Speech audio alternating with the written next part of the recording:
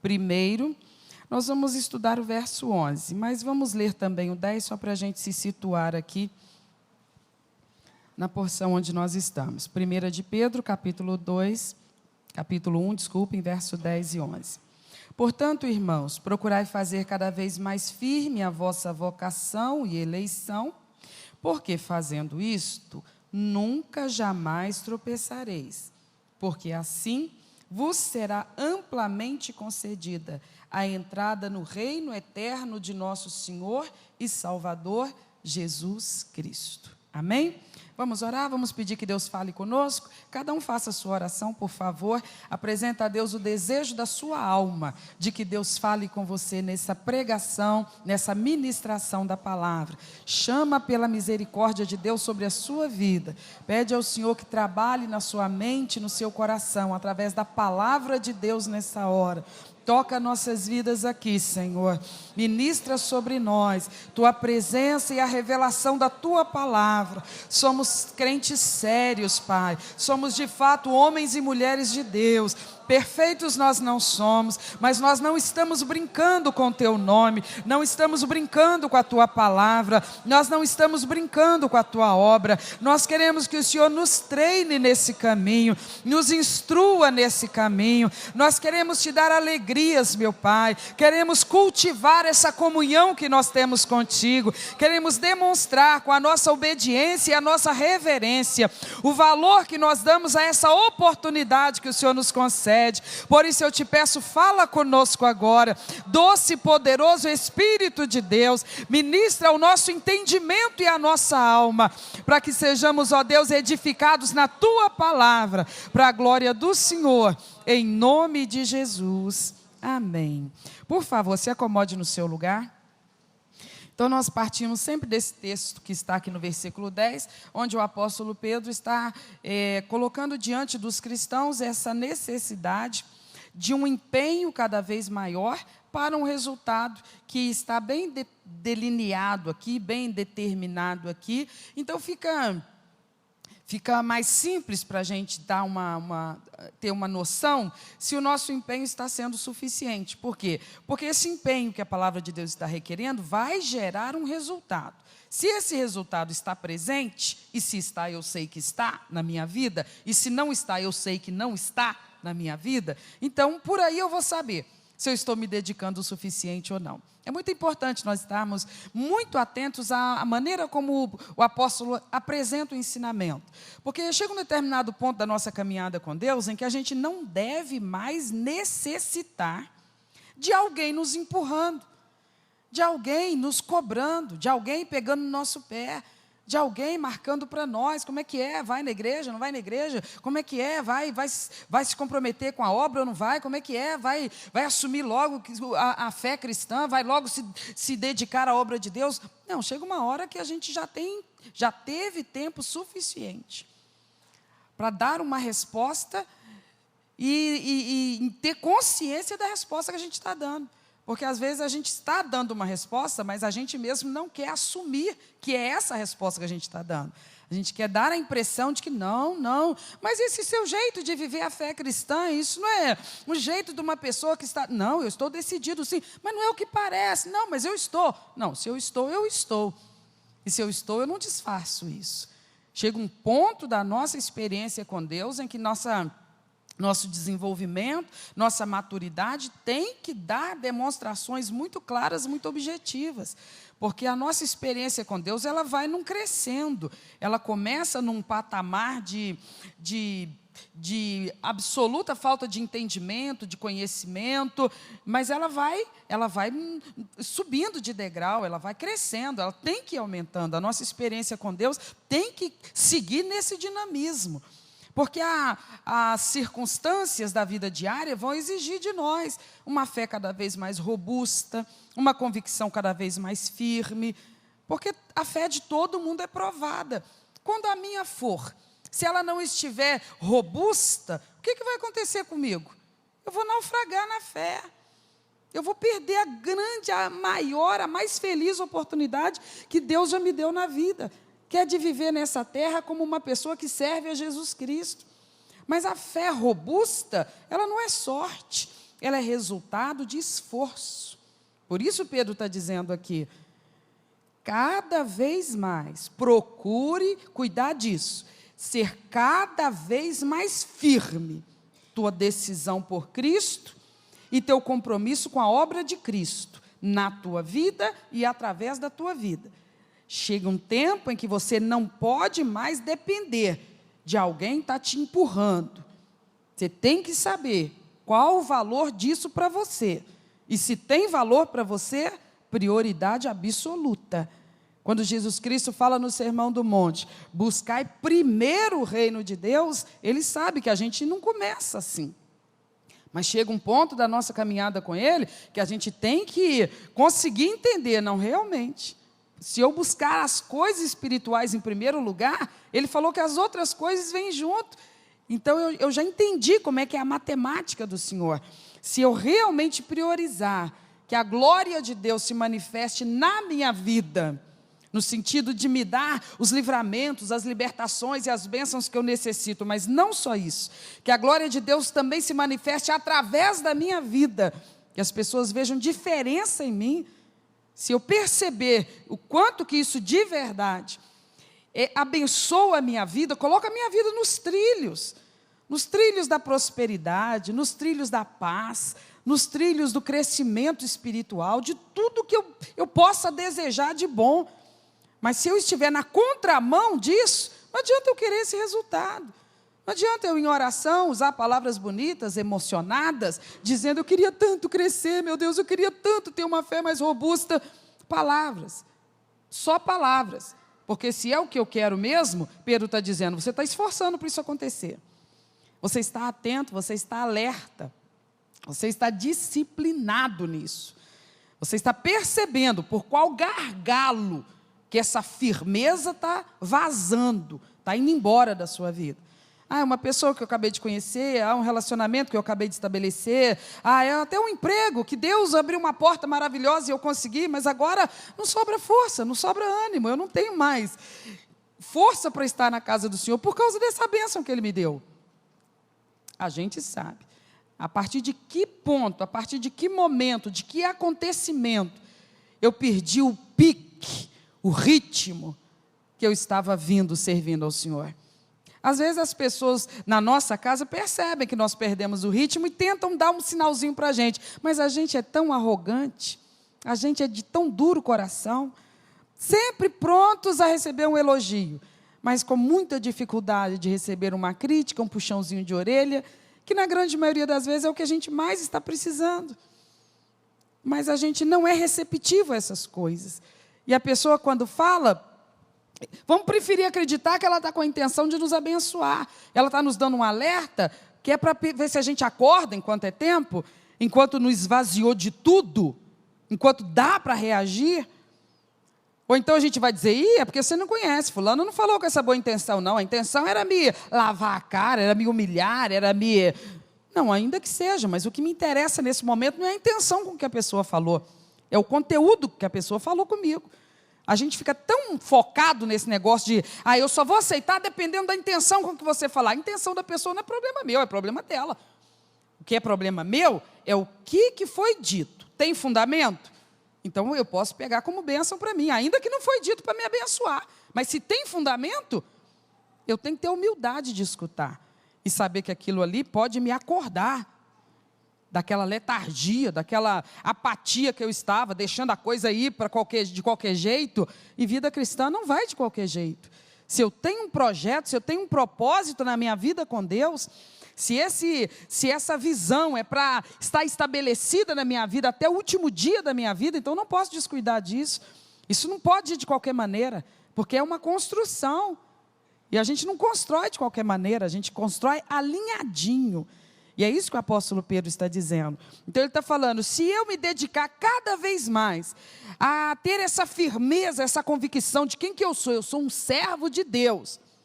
E se eu me dedicar com mais firmeza ainda àquilo que a obra de Deus está realizando em mim e através de mim, então ele está dizendo, alguns resultados eu vou ver. Primeiro, jamais eu vou tropeçar.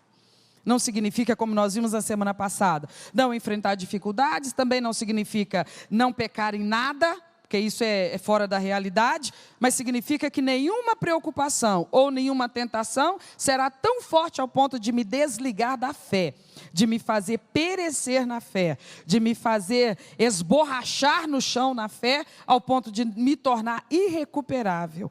Se eu estiver atento, eu vou perceber coisas a tempo de me desviar delas.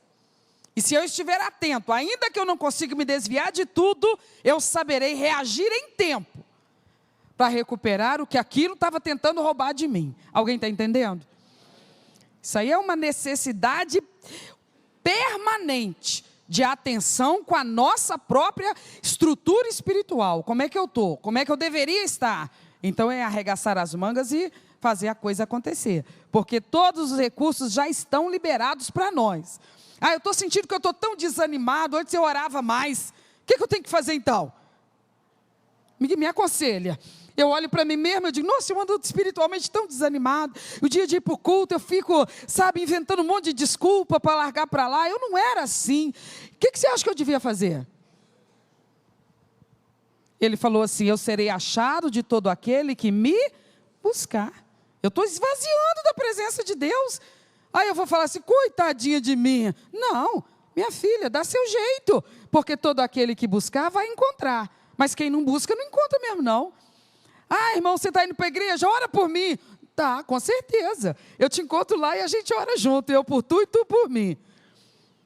Não, mas hoje eu não posso ir. Por quê? Está acamado? Está com alguém? Não, é porque, não sei, eu estou num desânimo. Mas lá é lugar da gente ir quando a gente está desanimado. Porque lá, ouvindo a palavra, a gente é renovado, é restaurado, a gente é fortalecido. A carne não vai cooperar nunca, meus irmãos. Será que nós já entendemos isso?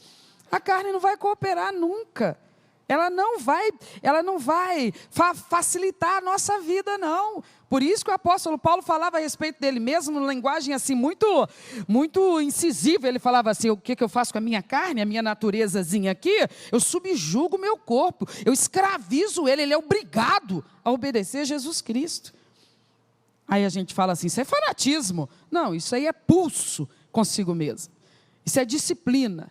Isso é agir com as coisas espirituais, com a devida seriedade, porque eu tenho um alvo. E se eu quero chegar lá, eu não posso permitir frouxidão comigo mesma. Eu tenho que ser firme comigo mesmo. Amém, meus irmãos? Então, além de dizer que a gente, se agir dessa forma, não vamos sofrer aquilo que em alguns locais no Novo Testamento Paulo vai chamar de apostasia, um esfriamento da fé, uma perda da comunhão com Deus que pode ser irreversível, ele ainda diz no verso 11, porque dessa forma, você jamais, porque assim vos será amplamente concedida a entrada no reino eterno de nosso Senhor e Salvador Jesus Cristo. Olha o que ele está dizendo no verso 11. Se eu então estiver com uma dedicação cada vez maior, para fazer cada vez mais firme a minha decisão de ser um cristão, e a minha dedicação à obra que Deus quer fazer através da minha vida, se eu não distrair dessas coisas, além de nunca jamais esfriar na fé, ele está dizendo que eu também vou ter garantida para mim uma entrada mais ampla no reino de Deus. Ele diz assim, assim vos será amplamente concedida a entrada no reino do Senhor e Salvador Jesus Cristo. Ora, mas a gente não já entrou? Ele está falando com crente ou com perdido? A carta é escrita para quem já converteu ou não? Sim.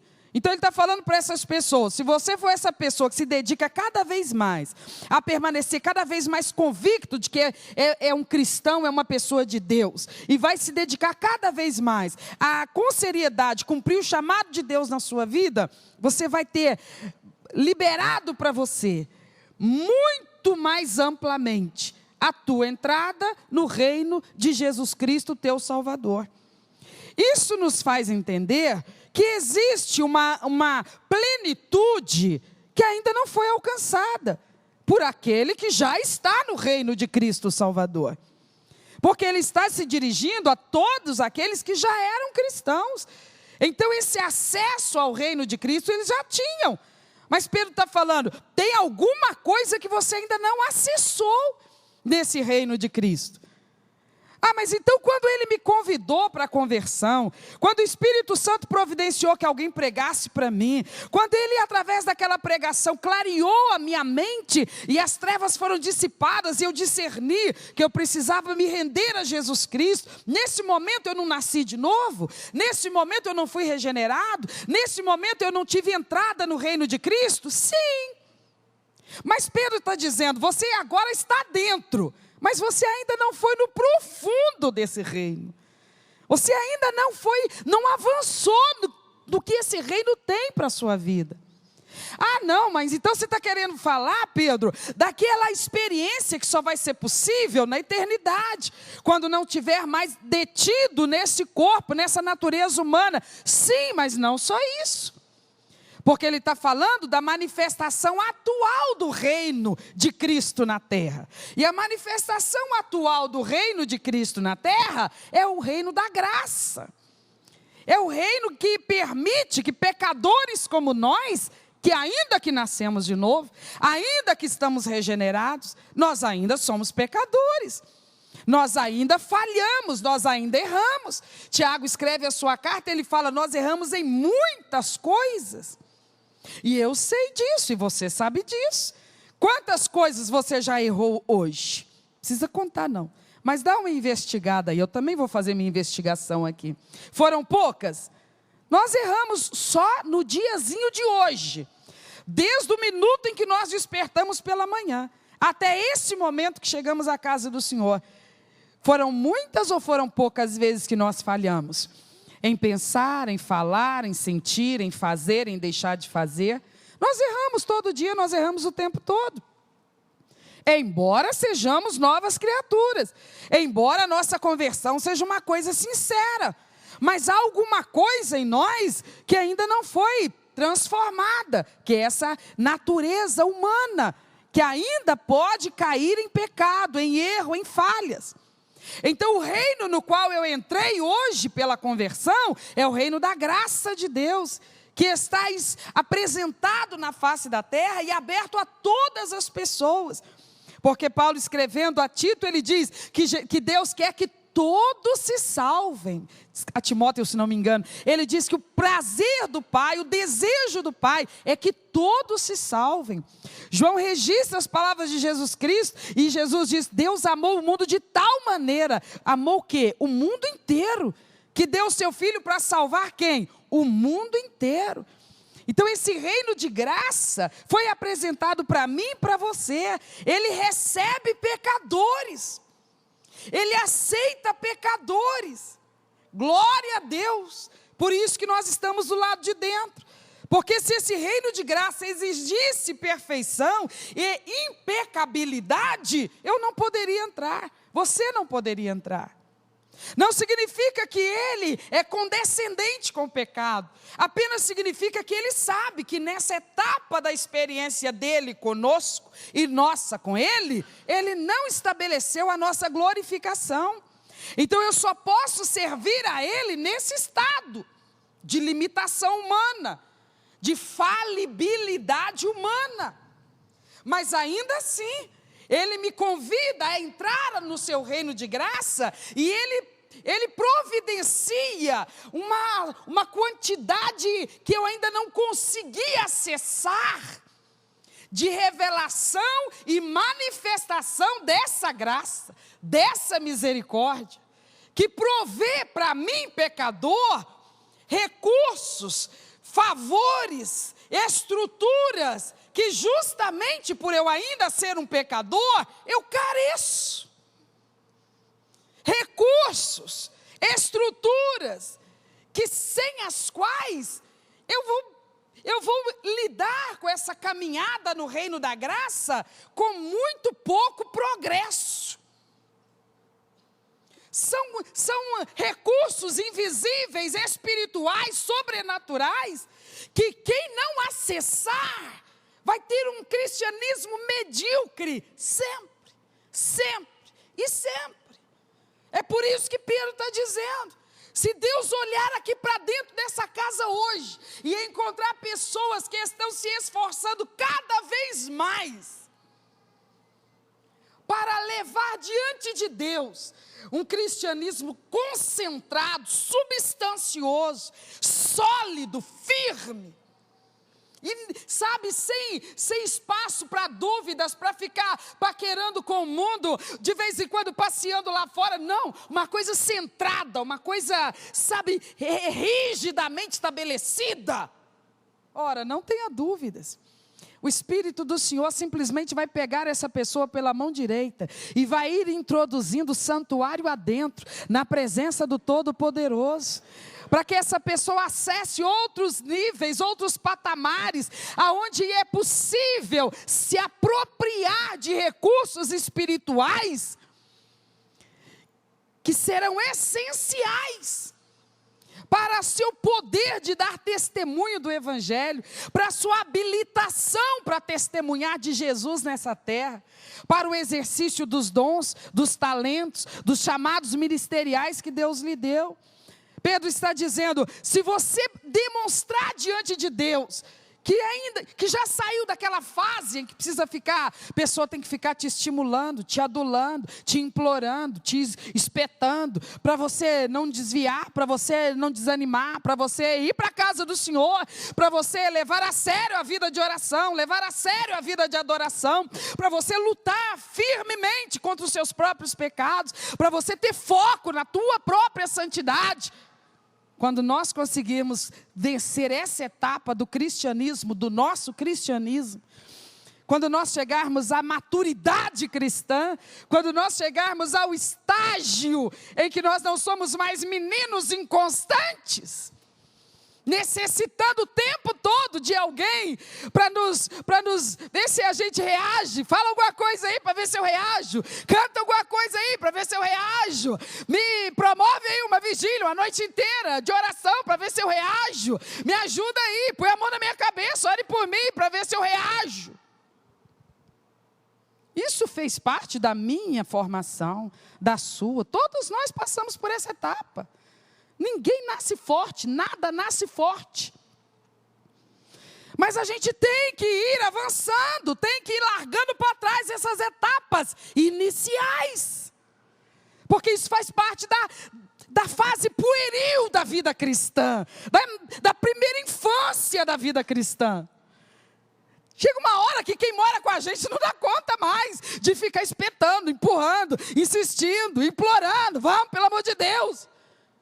A gente fica com cara de chato, por quê? Porque a gente fica pegando pé, não brinca não, porque a gente é maltratado ainda por cima. O bendito, a bendita ainda grita na nossa cara, quando eu quiser eu vou, quando tiver afim eu vou, eu não vou para te agradar. Eu sei que eu estou exagerando,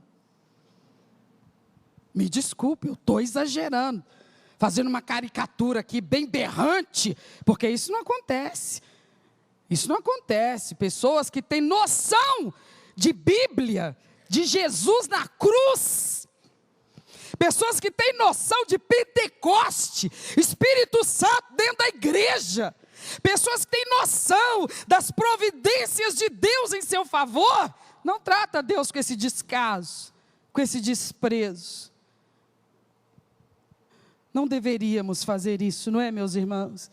Nós deveríamos entender que é o tempo de um crescimento um pouquinho mais rápido para cada um de nós. Temos clamado, Espírito Santo, tem hora que a gente pensa que está pregando para as paredes, Senhor. Quem está dando ouvido à nossa pregação? Quem está dando? Você entra dentro de uma congregação com centenas de pessoas, e você sabe que Deus te deu uma palavra, você sabe, pregador, você sabe, você pagou o preço, você clamou, você se consagrou, você buscou o Senhor, e Deus abriu a sua mente para uma palavra, que você sabe, gente, isso aqui é alimento vivo, isso aqui robustece qualquer fé, isso aqui alimenta qualquer vida espiritual. Ah, meu Deus, que chegue logo a hora do culto, para eu compartilhar esse mistério com meus irmãos. Aí você trabalha, serve teus irmãos, imaginando assim, ô glória, o fogo vai descer, e vidas vão se apresentar, e corações endurecidos vão se quebrantar.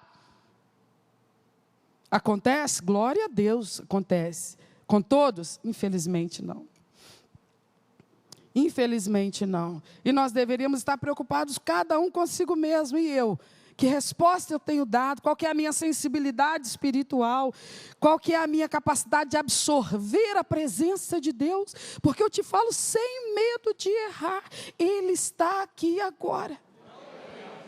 Você sabe disso. Por que nós podemos saber disso sem medo de errar? Porque Ele não mente. Porque tudo que Ele fala, Ele assume, Ele garante, Ele faz. E Ele disse, em qualquer ambiente onde 2 ou 3 se reunirem no meu nome, eu estou ali. Eu sou uma que vim por causa desse nome bendito. Tem mais alguém além de mim? Por isso é que eu sei que Ele está aqui. Então o que eu posso esperar de uma reunião como essa? Depende de quem vai pregar. Não, Ele está aqui. A reunião vai ser uma bênção. Depende de quem vai ministrar a adoração. Não, depende de Ele estar aqui. E se Ele está, vai ser uma bênção. Amém, meus irmãos? Quando nós discernimos a obra que Deus está fazendo na nossa vida, nós somos como a criança faminta.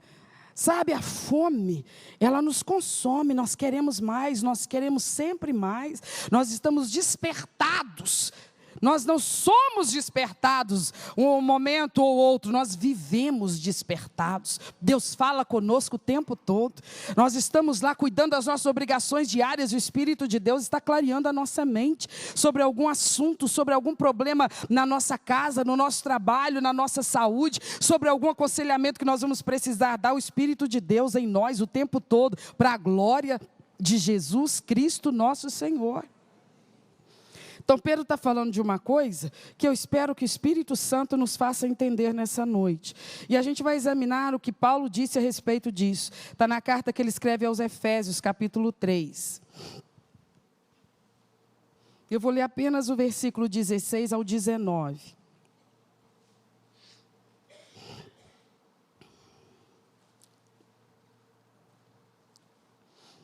Efésios 3,16, para que segundo as riquezas da sua glória, vos conceda que sejais corroborados com poder, pelo seu Espírito no homem interior, para que Cristo habite pela fé no vosso coração, a fim de, estando arraigados e fundados em amor, poderdes perfeitamente compreender com todos os santos qual seja a largura e o comprimento e a altura e a profundidade, e conhecer o amor de Cristo, que excede todo entendimento, para que sejais cheios de toda a plenitude de Deus. Texto maravilhoso, não é? São palavras que o apóstolo Paulo está escrevendo aos Efésios, e ele está falando assim, nos versículos, 2 versículos anteriores, ele está falando assim, olha meus irmãos da cidade de Éfeso, eu sempre oro por vocês, olhe para mim por favor. Paulo diz assim para os irmãos da cidade de Éfeso, eu sempre oro por vocês. E quando eu oro a respeito de vocês, quando eu dobro meus joelhos no chão e vou interceder a Deus a respeito de vocês, eu peço algumas coisas muito objetivas para Deus, para a vida de vocês. Por exemplo, eu falo com Deus assim, Senhor, segundo as riquezas da sua glória, concede que eles sejam fortalecidos com poder pelo teu Espírito no homem interior. Talvez aqueles crentes olhassem para Paulo, olhando assim, pensando, o que significa isso? Exatamente o que você está pedindo? Você sabe dos nossos problemas, Paulo? Você sabe que às vezes nós temos problemas no relacionamento conjugal, no relacionamento com nossos filhos, nós temos problemas financeiros, nós temos problemas sérios de saúde, nós temos problemas das perseguições aos cristãos, nós temos tantos problemas. Então quando você falou, Paulo, que você para orar por nós, a gente pensaria que você ia orar sobre essas coisas. É sobre o que mesmo que você fala com Deus quando ora a nosso respeito? Bom, quando eu oro a respeito de vocês, eu peço a Deus o seguinte, Senhor, fortalece eles no poder do Espírito Santo, no profundo do homem interior de cada crente da cidade de Éfeso. Porque Paulo sabia de uma coisa, havia muitos cristãos na cidade de Éfeso, e havia muitos cristãos fracos na cidade de Éfeso. Como havia muitos cristãos fracos em quaisquer outras cidades naquele primeiro século.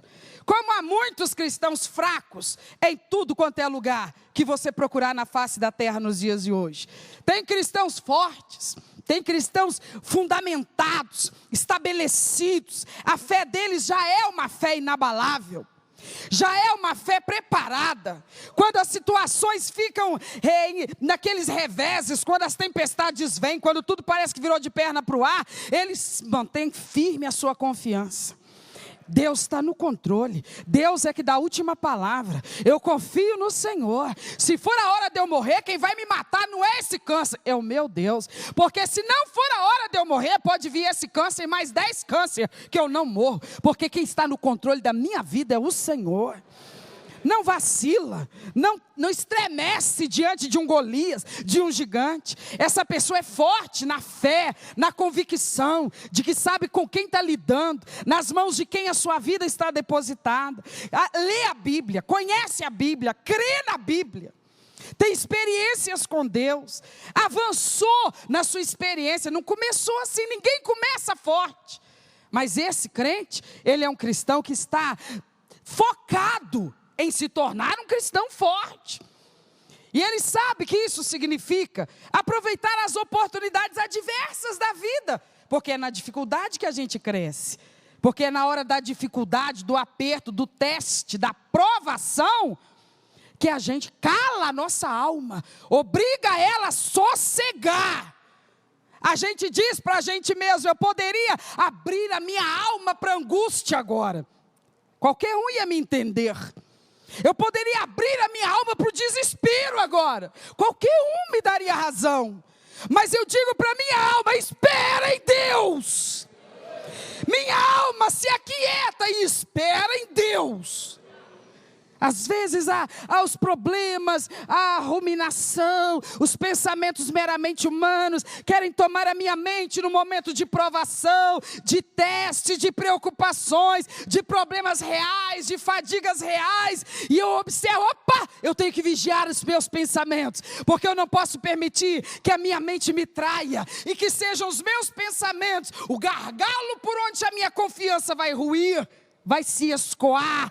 Então eu digo para minha mente, você vai agora, todo pensamento que vier, eu vou acorrentar, como eu faria com um vira-lata, e eu vou arrastá-lo à presença de Jesus Cristo, e eu vou examinar esse pensamento, e eu vou investigar esse pensamento. Quem plantou esse pensamento nesta mente? Foi tu, Jesus Cristo? Não. Porque tu não envias esse tipo de comando. Então eu rejeito esse pensamento, eu repreendo esse pensamento. A minha mente vai estar cativa a Jesus Cristo, meu Senhor. No momento do teste, no momento da prova, no momento da luta, eu não posso deixar a minha mente ir por onde ela bem entender, porque provavelmente ela vai querer se direcionar para alguma possibilidade que alimentará a minha angústia, que alimentará a minha preocupação, que alimentará o meu flagelo, que fará esmorecer a minha fé. Mas se eu tiver o domínio próprio, eu saberei em que eu vou pensar. Eu vou pensar na palavra, eu vou pensar nas promessas, eu vou confiar naquilo que Deus é na minha vida. Ele é o Senhor e o Salvador absoluto da minha vida. Ele não disse em lugar nenhum que eu não passaria provas. Ele não disse hora nenhuma que não haveriam testes. Mas ele disse que aquele que permanecer, que perseverar até o fim, será salvo. Amém, meus irmãos? Por isso que o apóstolo Paulo está orando pelos crentes de Éfeso e está dizendo, eu peço a Deus que Ele faça esse milagre em cada um de vocês, lá no profundo do seu ser. Ele chama isso de o homem interior. É aquela região da nossa alma, da nossa individualidade, da nossa introspecção. É aquele profundo do nosso ser, aonde são gestados, gerados os sentimentos, as emoções. Ele ora e fala que lá no profundo do teu ser, o Espírito de Deus te fortaleça.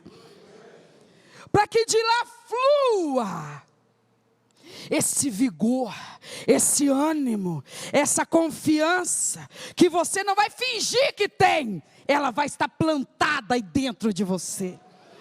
Pessoas vão olhar e vão dizer, só pode ser teatro. Só pode ser teatro. A pessoa quer fingir que está bem numa situação dessa. Você acredita que tem crente que fala isso? Quando vê o outro crente passando tribulação, e ele não está murmurando, ele não está se descabelando, ele não está falando de derrota, ele não está falando de largar tudo e jogar tudo para o ar. A pessoa quer acreditar que aquilo é teatro. Nem o próprio crente acredita que isso é possível. Chegar nesse nível, chegar nesse patamar é possível. Não apenas é possível, é necessário. Porque onde nós alcançamos aquilo que Jesus falou, eu vos dou a paz, a minha paz. Ela é diferente da que o mundo dá, porque a paz que o mundo dá, ela depende de uma situação serena, tranquila, ausência de problema, ausência de conflito. Jesus falou, a paz que eu dou é diferente, é a minha paz. A tua, como é que é a tua? A minha é o seguinte, eu sempre tenho paz. Nada tira seu sono, Jesus? Absolutamente nada. Mas o Senhor não está em consciência das tragédias que há no mundo? Absolutamente consciente de tudo. Mas eu estou seguro. Eu sei como que tudo começa, como que tudo caminha e como tudo acaba. Eu tenho paz. É essa minha paz que eu quero que você tenha. Mesmo quando tudo parece que está ruindo, você vai saber que num instante só, tudo pode mudar. Ele só precisa de uma fração de segundo. Quando chega o tempo de Deus, é num instante, tudo muda. Tudo muda, a tempestade cessa, a situação se reverte. É no tempo de Deus, é no tempo dele. Mas quando chega o tempo dele, toda aquela situação de tragédia se aquieta, se acalma, porque ele é todo poderoso. Amém, meus irmãos? Às vezes a gente pergunta, meu Deus, por que o Senhor deixou eu passar isso? Não tem que perguntar por que ele deixou. Tem que dizer, Senhor, eu sei que o Senhor está comigo nisso. Eu sei que o Senhor está lutando por mim nessa situação. E quando chegar o teu tempo, a vitória é certa. Eu sei. Por isso Paulo está dizendo, quando eu oro a Deus a respeito de vocês, eu peço, Deus, fortalece eles lá no profundo. Que a estrutura deles, lá no profundo do ser deles, vai sendo robustecida, fortalecida, estabelecida. Porque as provas virão, as lutas virão. Vai chegar num ponto em que eles não sofrerão mais, não chorarão mais, não se preocuparão mais. Não, aqui é lugar dessas coisas. Mas vai chegar um tempo que por mais que a gente chore, por mais que a gente se preocupe, mas a gente não se abala lá no profundo do nosso ser.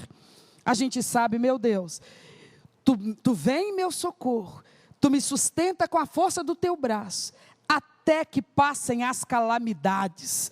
Não é isso que o escritor orava? Não é isso que os salmistas pediam? Que o Senhor me esconda debaixo das suas asas, até que passe as calamidades. Elas vêm e elas não me fazem perder a confiança de que o Senhor está comigo. Pelo contrário, elas dizem para mim, corre para o teu Pai. Corre para os braços dele, porque nele há segurança. Amém, meus irmãos? Porque se nós não fizermos isso, se não tivermos essa força de fé lá no profundo do nosso ser, nós pegamos uma situação que já é calamitosa e nós multiplicamos o potencial dessa calamidade. Porque na nossa precipitação, no nosso abafamento na situação, na nossa urgência urgentíssima de resolver a coisa, a gente consegue complicar uma coisa que já estava complicada, ao invés de simplesmente sossegar e esperar em Deus. Ele continua, no versículo seguinte, ele fala assim, para que Cristo habite pela fé no vosso coração, a fim de, estando arraigados e fundados em amor, poderdes perfeitamente compreender com todos os santos, qual seja a largura, o comprimento, a altura e a profundidade, e conhecer o amor de Cristo. Pensem bem, Paulo está conversando com cristãos. Pedro está dizendo, você terá amplamente concedida a entrada do reino. Mas eu já entrei. Mas há uma amplitude que você ainda não acessou. Paulo está dizendo, eu oro pelos crentes de Éfeso, Senhor, e eu te peço que eles sejam fortalecidos lá no profundo do ser deles, no poder do Espírito Santo. E mais, que eles tenham uma tal identificação com Jesus Cristo, uma tal intimidade com Jesus Cristo, que o amor deles para com Jesus Cristo seja tão aumentado, que eles tenham uma experiência cada vez maior com o quanto Jesus os ama, que eles possam ir tendo uma noção melhor das dimensões do amor com o qual eles são amados. Que eles em algum momento, ele fala expressões interessantes, poderdes perfeitamente compreender. Olha o que ele está dizendo no versículo 18. Eu oro para que essa intimidade com Jesus na vida de vocês sejam tal, que vocês tenham condições de entender. O que, Paulo? O amor com que vocês são amados. Vocês ainda não têm noção do tamanho desse amor, das dimensões desse amor, que vocês consigam compreender a largura, o comprimento, a altura, a profundidade. Do que ele está falando? Está falando das dimensões do amor com que nós somos amados. Nós precisaríamos, meus irmãos, simplesmente ser atraídos por esse amor com que nós somos amados. Porque o que mais a nossa alma anseia? Ser amados. Qual que é a nossa grande briga nos nossos relacionamentos interpessoais? Nós sempre achamos que não somos tão amados quanto deveríamos ser. Nós não somos tão amados quanto precisávamos ser. Nós estamos sempre reclamando um pouco mais de amor. Nós precisamos de um pouco mais de amor. Nós sempre estamos carentes de amor. É impressionante como é a nossa alma. Mas é porque ela foi criada para esse amor, com o qual nós já somos amados. Mas surpreendentemente, esse amor que é suficiente para nos suprir, não nos supre. Porque a gente não tem ciência, conhecimento, entendimento de que nós já somos amados. Tanto quanto necessitamos ser amados. Porque a forma como somos amados é a mesma forma com que nós amamos as pessoas com quem nos relacionamos. É uma forma que exige. Nós sempre precisamos de mais uma demonstração. Nós somos amados pelo cônjuge, nós somos amados pelos filhos, nós somos amados pelos pais, mas nós temos tantas reclamações, né? Nós temos sempre uma lista gigantesca para fazer. Nossa, mas você poderia fazer isso assim, você também poderia melhorar aqui, você também poderia melhorar assim. Eu sei que você me ama, e eu sei que eu amo você, mas não está legal, não está bacana, podia melhorar aqui, podia melhorar ali. Nossa demanda parece que nunca vai ser satisfeita, porque nós estamos buscando no amor imperfeito, que nós recebemos, e que na outra ponta é o que nós também doamos. Ora, mas é elementar, porque se nós somos imperfeitos, tudo que nós geramos, gestamos, produzimos, imperfeito será. Por que há, às vezes, uma pessoa sufocando a outra? Sempre, nossa, você não me ama, mas você não me ama. E o outro fica de lá, meu pai, que mais que eu tenho que fazer? E às vezes a pessoa se estressa, porque a cobrança do outro é demais. Mas a cobrança do outro tem fundamento, porque de verdade não se sente saciado de amor. Aí pensa assim, vou trocar de cônjuge, eu vou trocar de pai, eu vou trocar de filho. Não adianta, porque não há ser humano que consiga satisfazer essa demanda. Mas há alguém, ser humano não, mas há alguém que nos ama como nós necessitamos ser amados. Por isso que João, me parece, escreve na sua epístola e diz assim, o amor lança fora o medo. Qual o amor que lança fora o medo? Só o de Deus por nós, porque os nossos, pelo contrário, eles nos infundem medo. Está sempre preocupado. Nossa, se fulano souber isso aqui, não vai gostar mais de mim. Não é assim quando a gente era criança? Nossa, meu pai não pode saber, senão ele não vai gostar mais de mim. Ô mãe, você ainda gosta de mim? É assim que a gente nasce, é assim que a gente vive para o resto da vida. Sabe, por que a gente esconde nossos erros? Por que a gente mente? Por que a gente esconde nossas falhas? Ah, não, eu vou assim, eu vou em tal lugar, minha esposa não pode saber que ela vai ficar uma onça comigo. Mas eu vou assim mesmo, ela só não vai ficar sabendo. Porque se ela ficar sabendo, ela vai ficar uma onça comigo. Os filhos enganam os pais, o cônjuge engana o outro. Por quê? Porque a gente não quer expor, a gente não quer ser transparente, a gente não quer mostrar a cara de verdade que a gente tem, porque a gente tem medo. Fulano vai parar de me amar, ciclano vai me amar menos, eu vou ser abandonado, então eu vou criar aqui um personagem que satisfaça a expectativa desse pai, dessa mãe, desse cônjuge. Porque assim essa pessoa vai me amar. Já viu a situação? Às vezes os filhos da gente, perto da gente, como é que eles são? E como longe da gente eles são diferentes? Algum pai, alguma mãe já tem noção disso? Às vezes perto de nós eles vão pela nossa cartilha, bonitinho, direitinho. Aí a gente não sabe. Mas talvez alguém do nosso círculo de relacionamento um dia chegue para nós e diga: nossa, desconheci seu filho longe de tu. Outra pessoa, desconheci tua filha longe de tu, nem parecia que era aquela pessoa que eu vejo do teu lado. E a gente pensa: nossa, mas fulano é Satanás que está levantando para perseguir meu filho, perseguir minha filha. Porque a gente não conhece esse outro, a gente não conhece essa outra, a gente conhece o que vive conosco, que na nossa presença se maqueia. Por que faz isso? Medo de não ser amado. Medo de perder o amor quando nós virmos a verdade. E a gente pensa: eu vou dar uma coça quando eu chegar lá em casa. Não, a gente também faz isso. A gente também é assim. Todo ser humano é assim. A gente quer tanto ser aprovado e amado, que a gente disfarça nossas imperfeições, dá desculpas, justificativa, o tempo todo.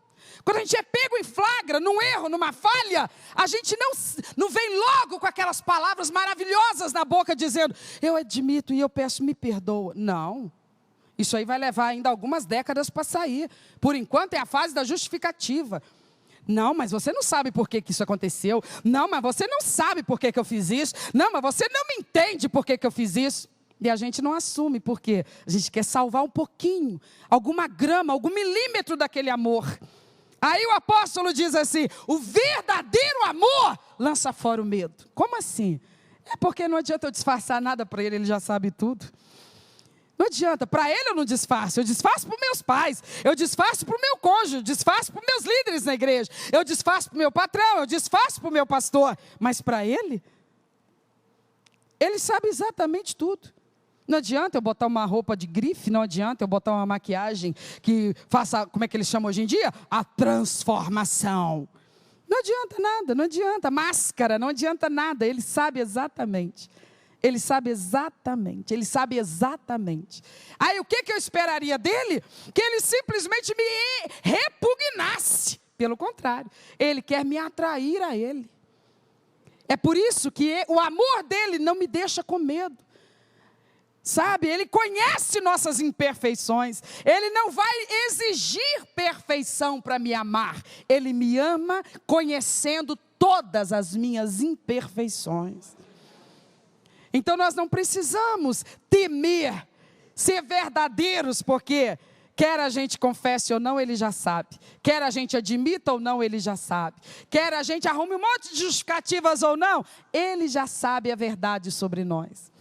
Então o apóstolo Paulo está dizendo: eu oro ao Deus Todo-Poderoso para que vocês tenham uma intimidade tal com Jesus Cristo, que em algum momento da sua caminhada cristã, essa coisa saia da tese, da teoria, e você verdadeiramente perceba no profundo da sua alma quais são as dimensões do amor com que você é amado por Jesus Cristo, teu Salvador. E que isso não apenas te deixe extasiado, imaginando ser o tal, porque é impressionante que ele consiga amar tanto seres tão imperfeitos como nós. E a consciência desse amor não é para nos ensoberbecer, mas é para nos tornar cativos desse amor. Dizendo para ele, eu nunca vou encontrar alguém que me ame mais do que tu.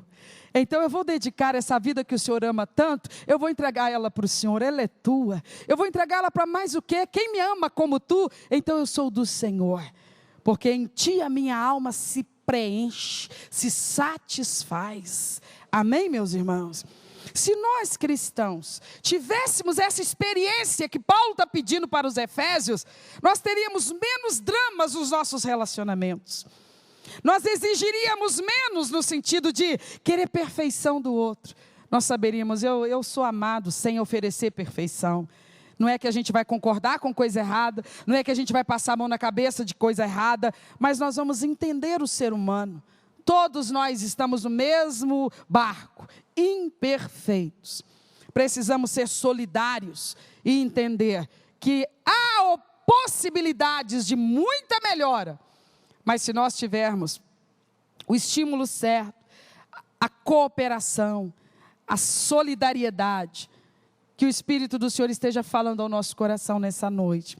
Por fim, o apóstolo finaliza o versículo 19 falando assim, quando ele diz que é para conhecer o amor de Cristo, que excede todo entendimento. E a finalidade de tudo isso que ele está pedindo está aqui, olha. Para que sejais cheios de quê? Para que sejais cheios de quê? Você imagina o que significa isso? Há uma medida da presença de Deus que eu ainda não recebi, que você ainda não recebeu. Há uma medida da presença de Deus, da experiência com Deus, que nós ainda não alcançamos. Por favor, preste atenção. Paulo está falando com pessoas já convertidas. Era uma igreja operosa, era uma igreja atuante, era uma igreja ativa. Pelo menos até o seu esfriamento lá, quando recebe a carta no Apocalipse. Mas eram crentes realmente focados. E o apóstolo está dizendo assim, há uma abundância de experiência com Deus que vocês ainda não receberam. Você imagina o que é que Paulo está falando?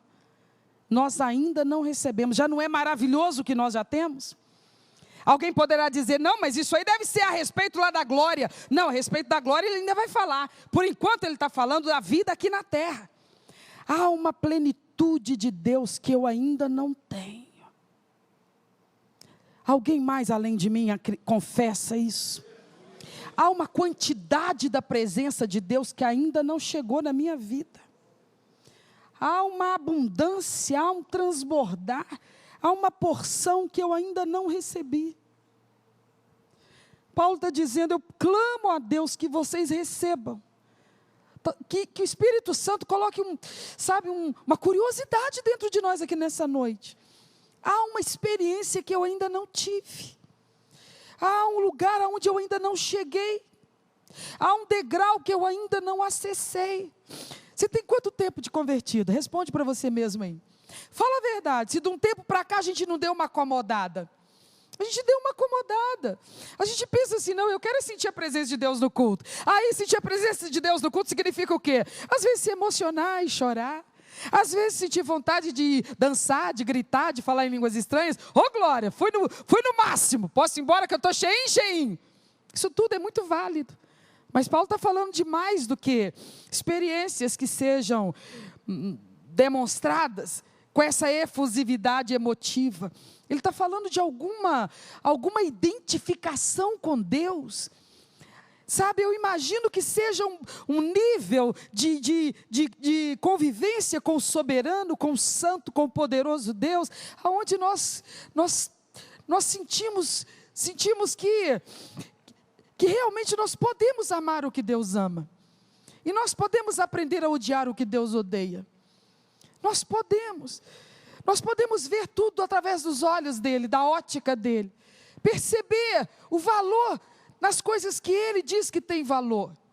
E perceber a futilidade das coisas que ele diz que aquilo ali não presta para nada. Porque chega um tempo da nossa experiência cristã, meus irmãos, que fica até meio ridículo. A canseira que a gente continua dando. Canseira. Sabe? Nós estamos num ponto da nossa vida com Deus, irmãos, vendo o que está esse mundo aí fora, que nós sabemos, para nós é um privilégio estar dentro da igreja. A gente tem que ter essa consciência. Eu não estou preso dentro da igreja, eu estou protegido dentro da igreja.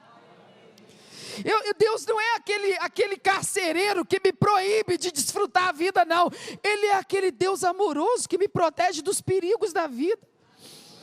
Aí você pode ver uma cena numa reportagem, num filme, você pode ver a letra de uma música mundana, você pode ver a propaganda de um show mundano que vai ter na cidade. Aí você, ao invés de pensar assim, coitado de mim, nosso pai, ai de mim se eu pisar lá, chegar nos ouvidos do pastor, é capaz de falar meu nome no microfone. Não, eu não vou sentir que Deus está me punindo, me impedindo de gozar as maravilhas desse mundo. Não, eu vou saber, glória a Deus.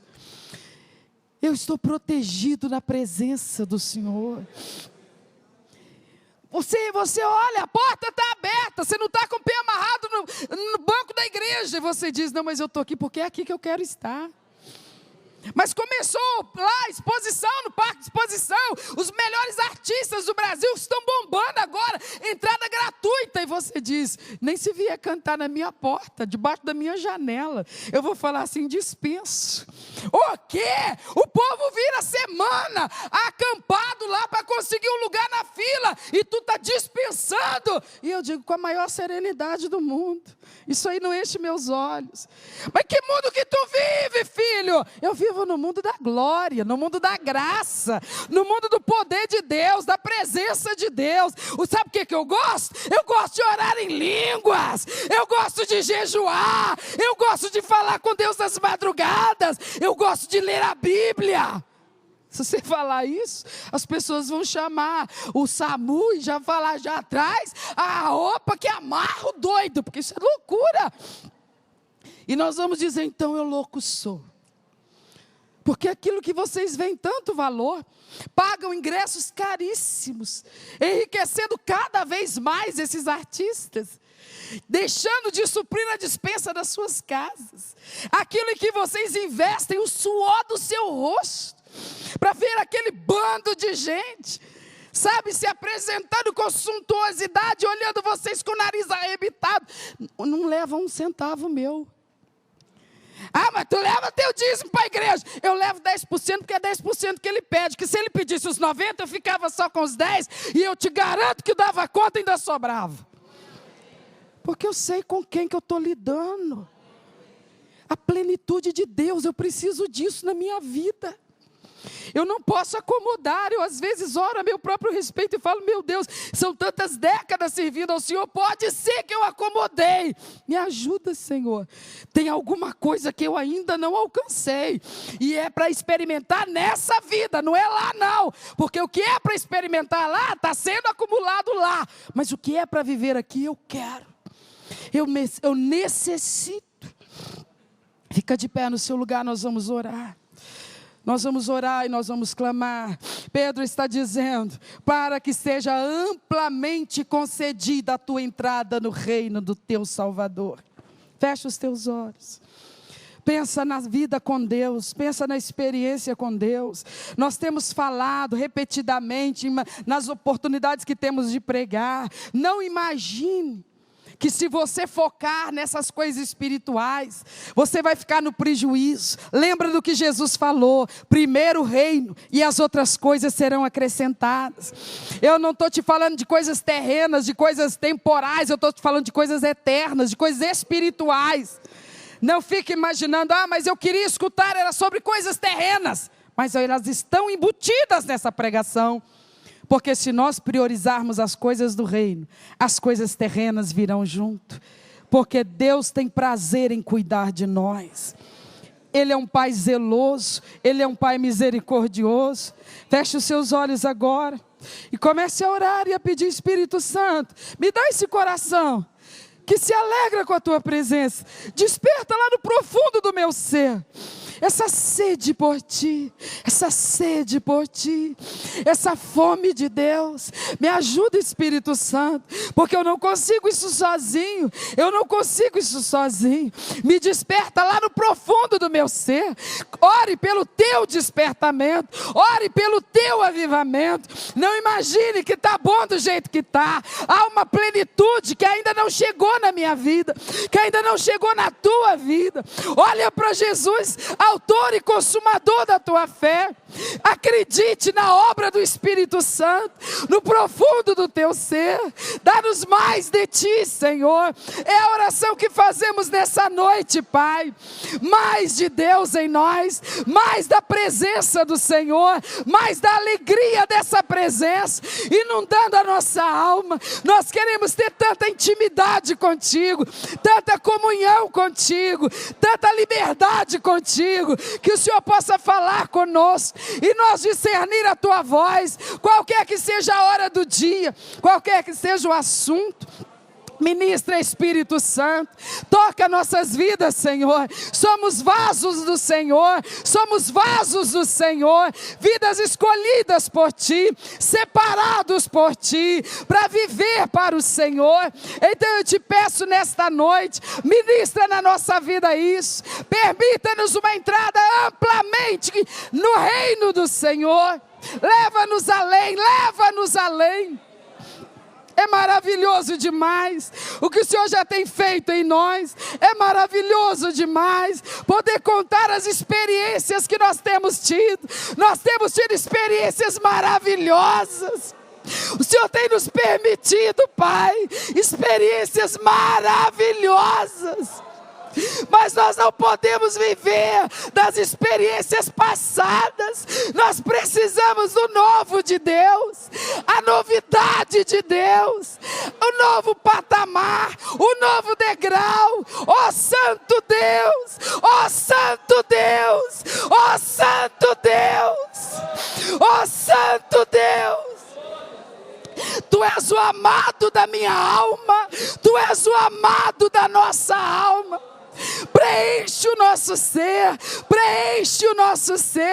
permita-nos esse Pentecostes, línguas repartidas como de fogo sobre nós, e o som como de um vento veemente e impetuoso. Enchendo a igreja, batiza Jesus, batiza com o Espírito Santo, batiza a igreja, batiza os crentes, Senhor. Revestimento de poder, Deus, dá-nos revestimento de poder, tira-nos do nosso comodismo, do nosso conforto. Deus, desperta-nos. Desperta a igreja, Senhor. Desperta as mulheres, desperta os homens, desperta os jovens, Senhor. Desperta os adolescentes, desperta as crianças do Senhor. Somos Teu povo, Pai. Nós não podemos continuar vazios da Tua presença. Olha aqui agora, Senhor, tem corações abertos aqui. Encontra eles aqui agora, Senhor. Tem corações abertos para Ti, nesse culto, nessa igreja, aqui e agora. Enche de novo,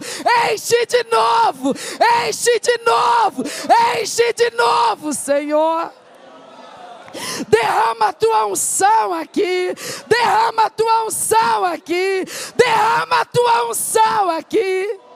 inunda nossas vidas, Pai. Toma todo o nosso ser,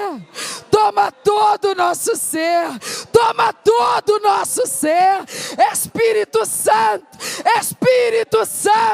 toma todo o nosso ser, preenche a nossa alma, Senhor. É para a Tua glória, Deus. É para vivermos a graça, a plenitude da graça, da comunhão, da intimidade, da paz, a paz de Deus na mente e no coração, a paz profunda, poderosa. Manifesta teu poder aqui, Senhor. Coloca a sua mão sobre o seu coração. Tu sabes, Senhor, essa vida é território teu. Essa vida pertence ao Senhor. O Senhor pagou um alto preço. O Senhor pagou por tudo que há aí. O Senhor pagou pela alma, o corpo, o espírito. Tudo é teu. Tudo é teu. Tudo é teu. Toma posse, porque tudo é teu, Senhor. Que não haja audácia de Satanás tentando invadir propriedade tua. Porque essa vida te pertence, Pai.